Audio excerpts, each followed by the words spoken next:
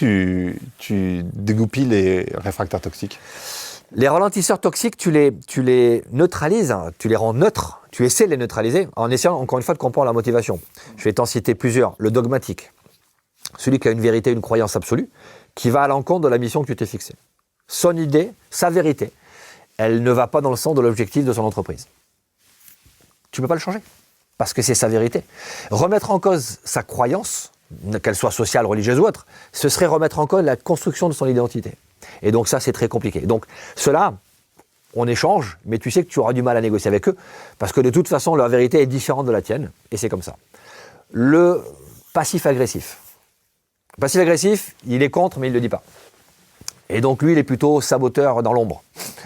Donc lui, il va plutôt utiliser, tu vois, l'humour, le cynisme pour balancer des petites piques. Il est réfractaire au commandement, à l'autorité. Il dit oui, oui, oui, je vais faire, mais en fait, il ne fait pas. Lui, tu le motives par le rappel de la mission.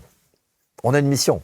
Est-ce que ce que tu fais, c'est en phase avec notre mission, avec le sens de ta présence dans l'entreprise? Non.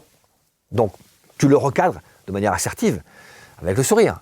Empathie et assertivité ne sont pas contradictoires, au contraire, elles se lient. Mais tu peux le réengager. Et puis, tu as des profils psychologiques, des personnalités, qui font qu'ils ils prennent du plaisir dans le blocage, notamment les pervers. Certaines personnes ont un mode de fonctionnement qui font que voir les autres souffrir ou voir les autres en difficulté leur donne de l'énergie. Et donc, eux vont créer cette ambiance-là. Donc, eux, c'est le recadrage très assertif.